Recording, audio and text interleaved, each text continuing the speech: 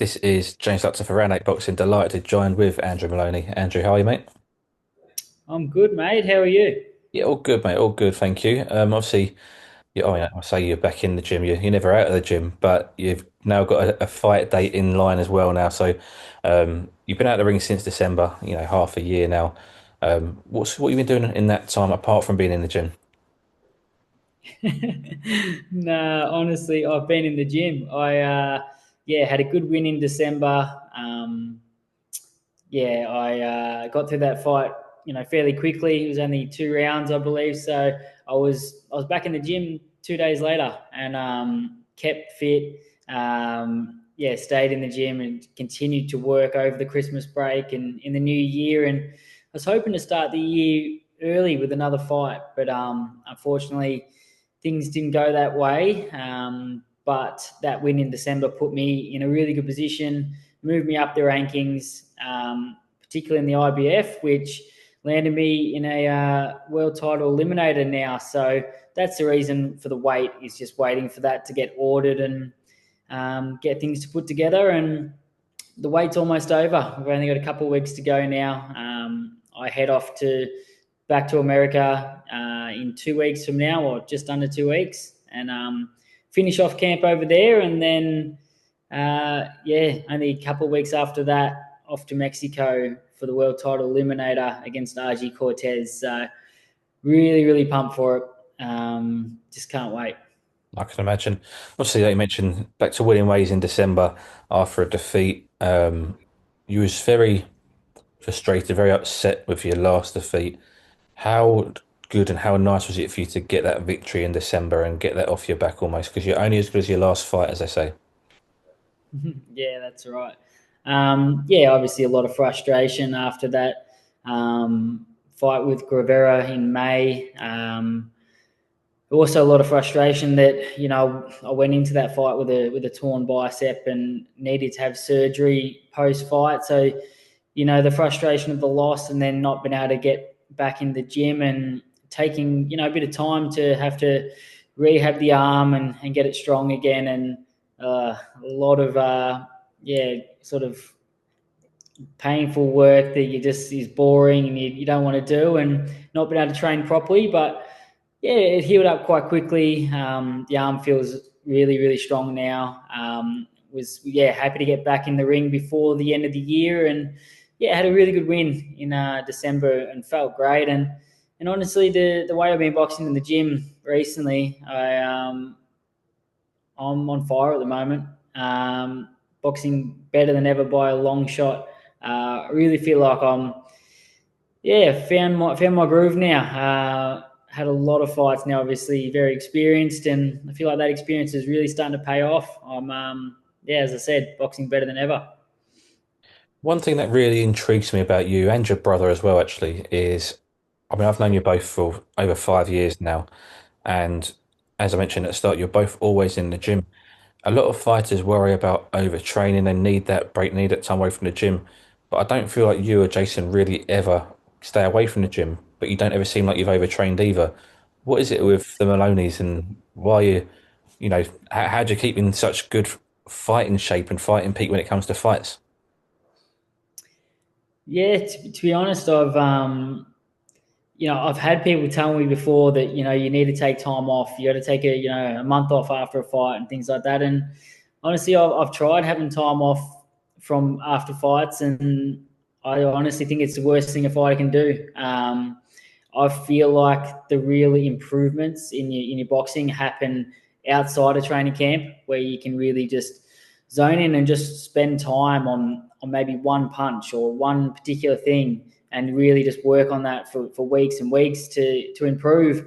Whereas when you're in training camp, you basically just trying to get as fit as possible for that fight and working on a game plan or one particular sort of thing. But I feel like the improvements as a fighter really happen outside of that training camp. So we're always trying to get better, always trying to improve as fighters, and that's why we're in the gym always. I might have 1 week off after a fight to let the body heal, and then it's back to trying to improve and become a better fighter for the next one. and honestly, it takes a long time to get fit, and you lose it so quickly. So I feel like it's just better to just stay in the gym and just at least maintain that fitness level, um, because it's easier to maintain than it is to get it all back. So that's the way we do things, and we obviously monitor to make sure we're not overtraining. But yeah, I believe staying consistent and being in the gym is the way to go. Absolutely. And obviously, you mentioned a little bit of weight since December, but there's a good reason for that. Title Eliminator, obviously, a massive fight for yourself. July 19th in Mexico. It'd be your first time fighting in Mexico, I believe, at least as a professional, anyway.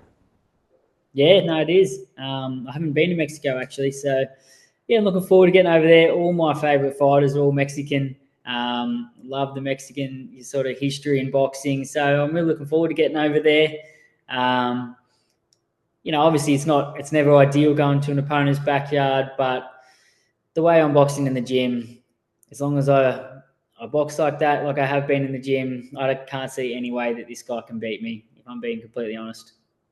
Do you feel like you could thrive off of the fact that you're obviously the away fighter, you're in the Lions Den, the Mexican crowd, the Mexican fans, and we know how much they love their boxing. We know how tough their fighters are. It's a real fighting and boxing country. Are you relishing that opportunity to fight in front of those guys? Yeah, sure. And like, going to the opponent's backyard and doing it the hard way, I suppose, is the way I want to do things. Last time I had a world title eliminator, when I fought for the WBA eliminator back in 2019, I think it was. Again, I had to go over the opponent's backyard over to Chile that time, and yeah, I had to go to his backyard. Miguel Gonzalez was back then, and had to knock him out to get the victory over there. And it all feels very, very similar this time around. It feels like the same situation all over again. So I'm looking forward to doing the same thing. Do you feel like you're going to have to stop Cortez because you're in Mexico? I don't. I'd like to think I don't have to.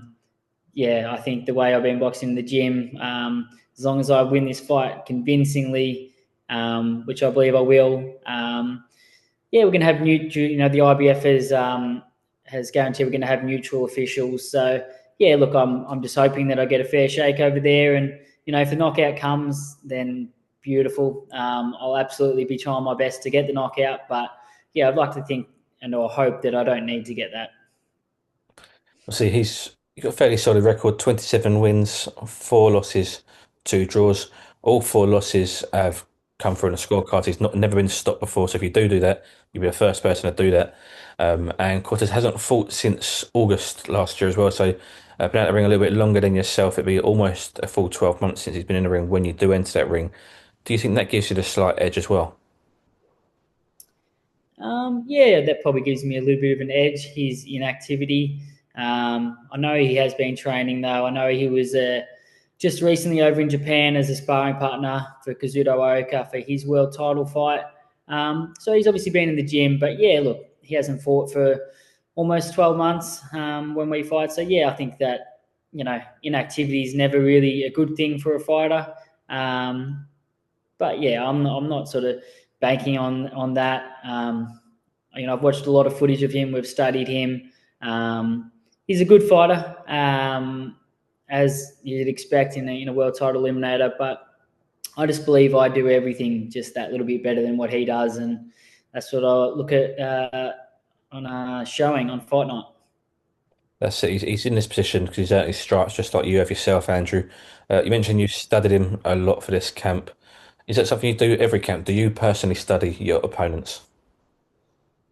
Yeah, we do. Me and my coach will sit down together and watch footage and go over some things and obviously put together a game plan. And we've watched quite a bit of footage, but I don't sort of try and over analyze things these days. Trying to plan the fight out too much in your head. Focusing more on what I'm doing in the gym and what I do well, more so than him, but yeah, we have a good look at their style and work out where their strengths and weaknesses are and put together a bit of a game plan. Obviously, I won't ask you to give away the game plan, but is there anybody that you have previously fought that is almost similar to Cortez at all? Well, he does have a pretty sort of standard style. He's an orthodox fighter, basically the same height as me. Yeah, has I'd say like a pretty textbook style. So yeah, I've definitely faced people very similar to him. The good thing about an opponent like that is it's quite easy to get sparring that can replicate him. So yeah, we've got some really good sparring organised that will we'll fly guys over to meet us in Vegas when we get there and put in a couple of weeks of good hard work and finish off camp with some really good sparring. And obviously get those guys too to watch footage of Cortez and replicate his style as much as they can. Obviously, we've mentioned earlier, say IBF Eliminator for the world title. At this stage of your career, at this point, obviously you've got a few losses behind you. You've been a world champion before. Is this the most important fight of your career so far? Absolutely, yeah, no doubt about it. Um, it's been a long journey to get back to become world champion again. It's what I think about every single day. It's what gets me out of bed, and yeah, it's been nearly 4 years chasing that belt again, and yeah, absolutely. This fight is the most important fight in my career by a long shot, and yeah, I'm working extremely hard and making sure I do everything possible to make sure that I have my hand raised at the end of that fight. And Andrew, just finally, one last thing. A message for Cortez, a message for the fans. Why should people tune in to watch this fight?